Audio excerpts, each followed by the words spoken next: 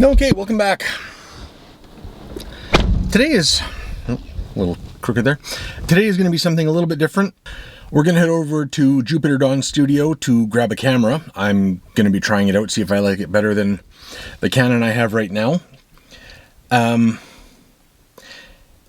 then, with any luck and time permitting, because I've got family plans later today as well, I will get the tires swapped on this car and on my girlfriend's Civic. And then we'll see what else may happen from there. It is Sunday, therefore the boys should be out tonight, hopefully. One way or another. We'll see when we get to Jupiter Dawn.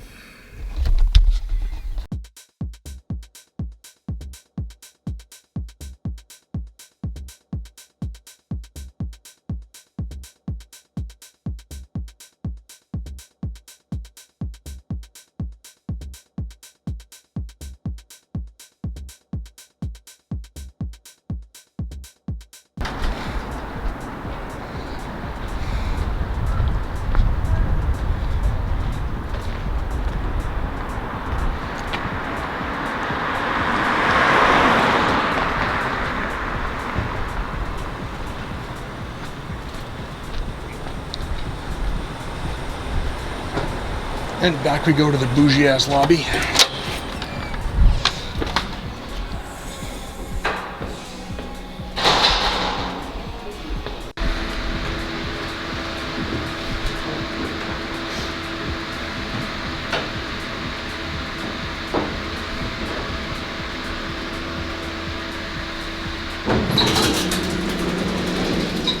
Yo! Look who we found. What's up? Josh is doing stuff. Okay.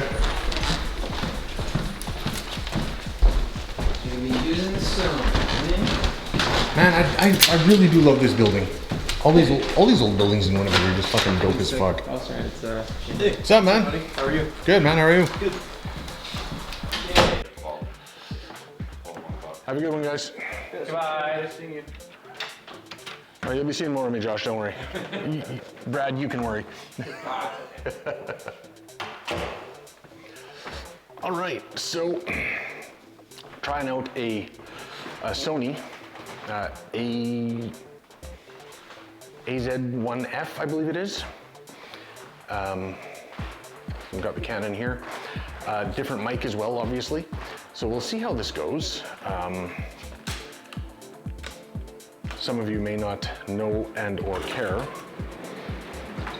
but I was noticing the other day that, you know, when I'm at arm's length like this with the Canon, because it's a crop sensor camera, I feel like I'm like right here all the time, and you don't need to see me that close. So we're gonna try this out for a little while, see if I like this wide or full sensor camera, and maybe pick one up.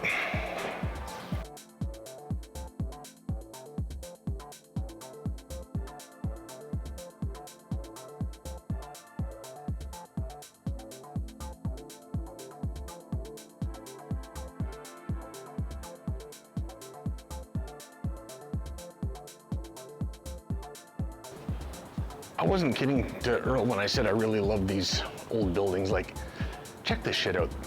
This would have been a railroad track through here, and got your loading docks. And none back there, but there's one coming up ahead over here. And this would have been right height for a box car. Just unload your stuff right in there. Those old ass fire escapes. Like,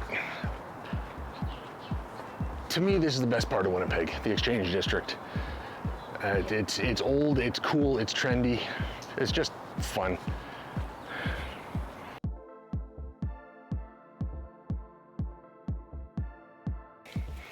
All right, let's head home, see if we can do the tires. Maybe I'll just do the air filter instead. The weather's supposed to be really nice all week, so a lot of time to do the tires, and it's only Sunday, and I just released a video this morning, so I have a week yet, so I'll see you.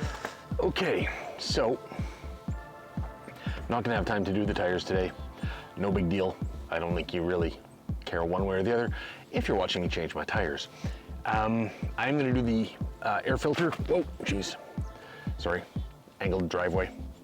So yeah, I'm gonna do the air filter, mostly because this is Shane's car life, and it just wouldn't really be a Shane's car life video if I didn't do something automotive. So it's a pretty simple process. Take the air box out. There's one bolt down here, hose clamp here, and disconnect the MAF sensor. And you will see why I am replacing this in a minute. There was an overflow incident with an oil change. I'm not going to get into details of that, but I didn't have to pay for the oil change or the filter, the new air filter, so I'll show you in a minute.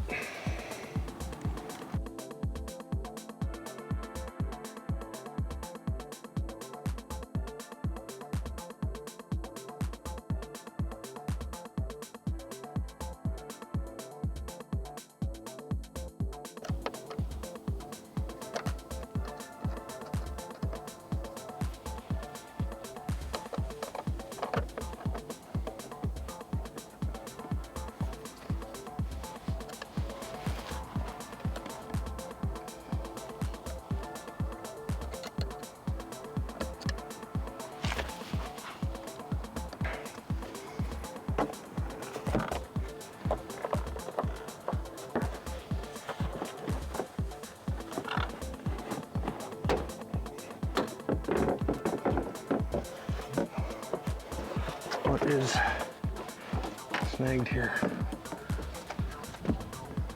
Oh.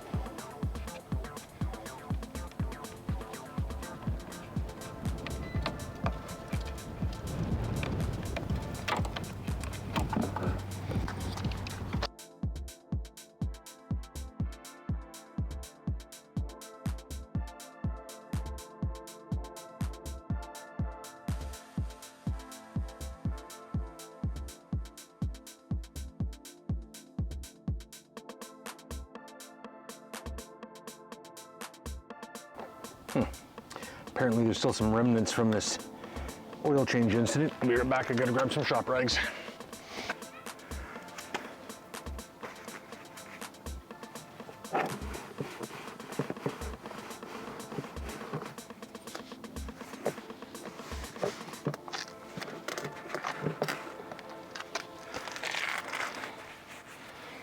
Now in an ideal world, I would have some brake cleaner, but I don't.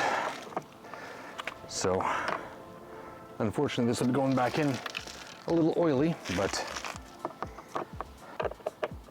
man, the sheer number of clips that they put on this thing is crazy.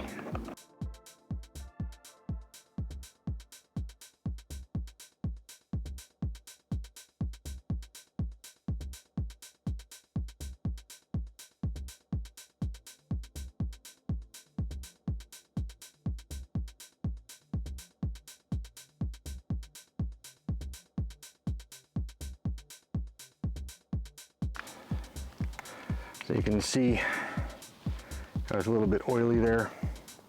Like I said, there was an oil change incident that I'm not going to get into, but I didn't do it, so.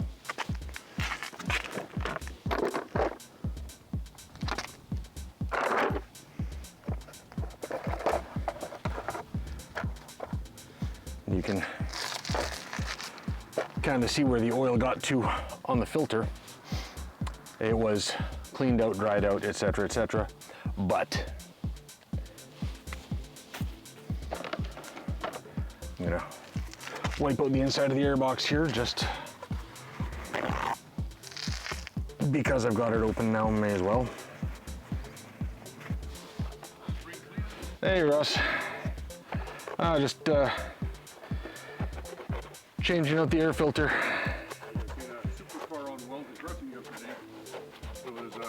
Audi R6. Oh, okay. And only has like if it's a GT has 600 horsepower. And my buddy just bought a Hellcat. Nice. And it has 710 horsepower. Yeah.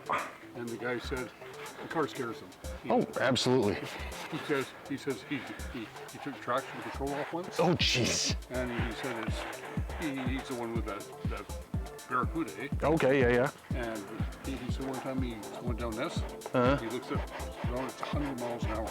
Oh, yeah. He said he just touched, and he said the rotors on the car are like, they're huge. Like, Oh, yeah. They're bigger than the wheels on my first car.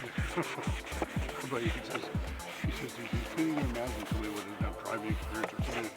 There should be like there's a girl that owns a gravel pit out by Stonewall, eh? Yeah. And she bought a Hellcat. She went down to the States and took a course. Yeah, I know her. Oh, you know her, yeah? I did some work in her mom's house, actually, out in Stoney. Oh, yeah. That's where my buddy's from. She's one of the sponsors for his race car. Okay. But yeah, she said she felt very intimidated by the car. Oh, absolutely. And I mean, her family has always been into cars. I've seen inside her mom's garage. Oh, yeah. And there's some pretty impressive stuff in there. It's a pretty small world, eh? Smaller and smaller all the time, man. That there should be, when you buy the car, they should offer you to take a little course. Just buy the car. You're the old guy fucking traded in for a new one, eh? Yep. It's not old, but the guy's 65 and this car only had 10,000 kilometers on it. Wow. And so it's obviously, it was a 2015. Really? So it's almost 10 years old and it only has 10,000 kilometers. And you ever look at these really rich cars like the fancy Teslas and stuff? Oh, yeah. They all have low miles on them. There's not too many of these cars but they still fetch good money. Oh, they do. They do. You're not going to buy a Hellcat for less than fucking 70 grand. Oh, no. No, God, no.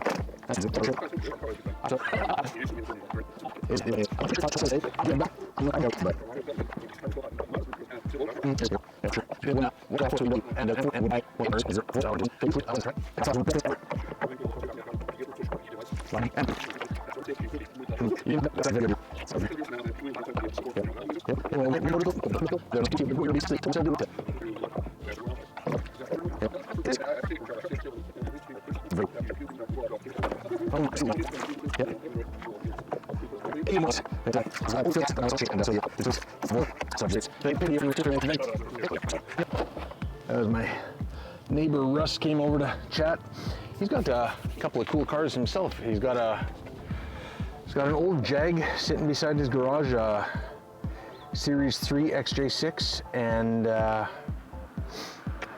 think he's got a Triumph in the garage, some kind of small British thing. And one of our other neighbors, actually an immediate neighbor to him, has a couple of vintage Volvo P1800s, which I think are cool as hell. Now they've all had a great view of my feet for a good chunk of this video. Let's face it, it's probably easier to look at than my face. So, all in all, back together. I'm sure you'd have to admit that for a 20-plus-year-old car, that's pretty clean. 130-odd thousand kilometers. So, I'm pretty happy with it. There was no check engine light on or any codes that were thrown as a result of this oil incident. Airflow sensor is still clean, so I don't expect to see any actual difference from having done this. It's just peace of mind. So anyway, let me know what you think about this new camera. Like I said, I'm borrowing it from my buddy Earl, and should I get this camera, or should I just stick with the existing Canon DSLR? Let me know. Anyway, thanks for watching. See you next time.